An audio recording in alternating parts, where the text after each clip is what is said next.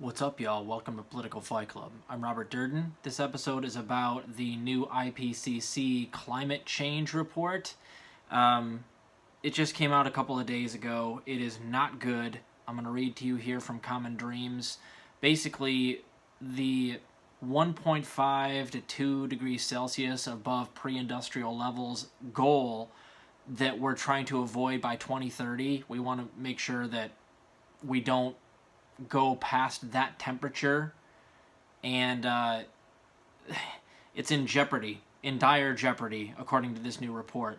And basically, if we don't do something very, very quickly here, we're going to be literally underwater. We're going to be dealing with climate catastrophe unlike anything we've ever seen before. And this is what's called a meta-analysis, guys.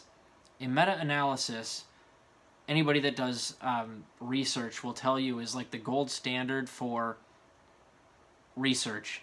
It collects all available data and then like averages it and collects it together. So it's like the best you can get in terms of actual reports.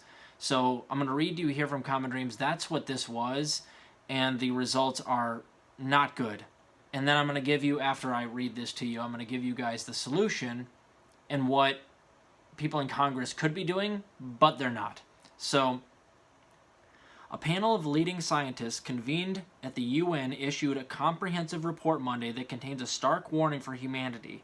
The climate crisis is here, some of its most destructive consequences are now inevitable, and only massive and speedy reductions in greenhouse gas emissions can limit the coming disaster.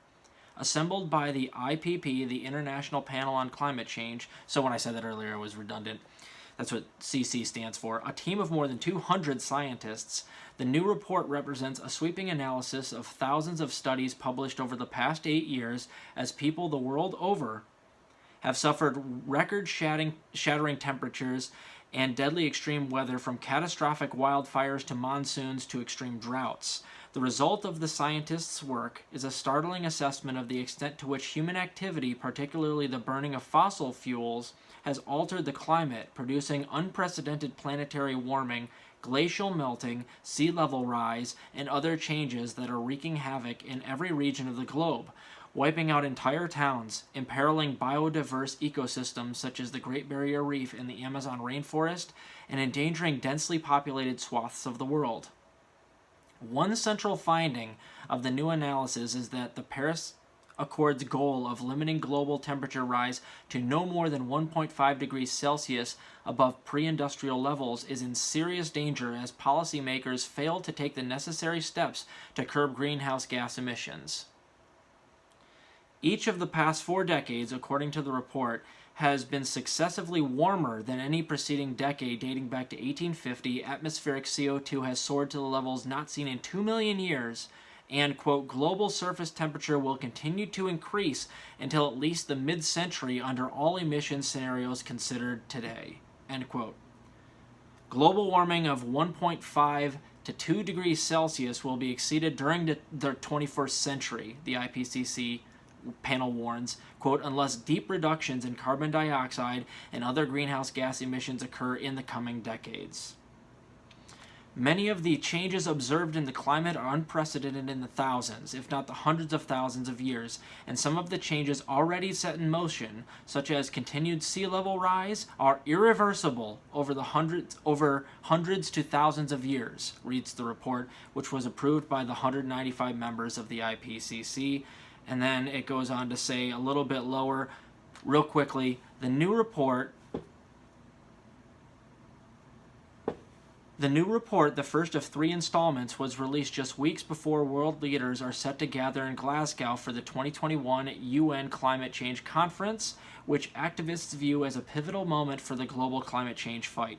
Quote, many see COP26, that's the conference, as our last best chance to prevent global temperatures from spiraling out of control, Dorothy Grace Guerrero of Global Justice Now wrote last month, quote, unfortunately, we are not yet on track to limit global warming to 1.5 degrees Celsius, the threshold that scientists agree will prevent the most dangerous climate impacts. Failure to reach this goal will take a disproportionate toll on developing countries.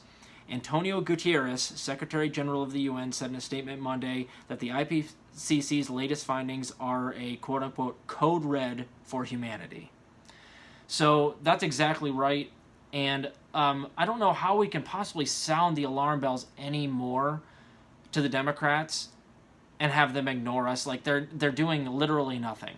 Okay, as I went over on this show, Biden isn't even going to give the USPS contract for the Postal Service to make all their new vehicles. They're supposed to be all e-vehicles, like he promised on the campaign trail. He's not even giving that contract to an e-vehicle company. He's giving it to a weapons contractor called Oshkosh Defense. So, if I may make a football metaphor, Ryan Grimm, if you're out there watching my show, this is how you do it, son. We need to score a touchdown to win the game for climate change. We have 100 yards. And Bernie's Green New Deal would get us, like, maybe to the red zone.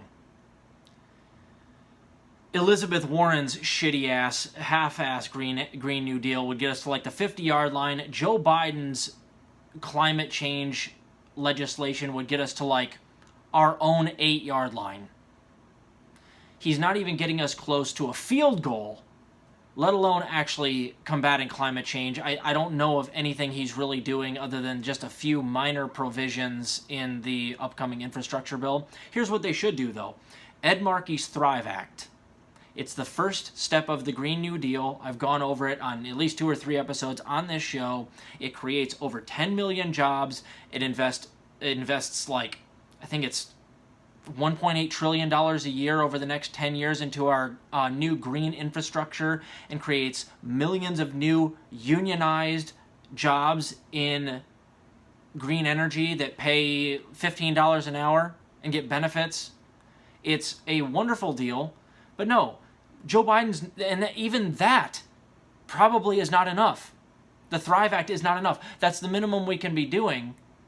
And yet, I don't hear any of the squad pushing the Thrive Act right now. I would insist that the parliamentarian allow the Thrive Act into the budget reconciliation bill, and then if you're Joe Biden, just use the bully pulpit to make sure Manchin and Sinema vote correct, and you can get it through. You don't need a single Republican vote. You can get the Thrive Act in there if you cared enough. But he's not going to be like FDR, so I digress. What we're going to get instead is a quarter measure of the Thrive Act. And like I said, the clock is ticking, and we need Tom Brady playing quarterback. And instead, we got like fucking Ryan Grimm back there, like on the 7-yard line, trying not to get sacked in his own end zone.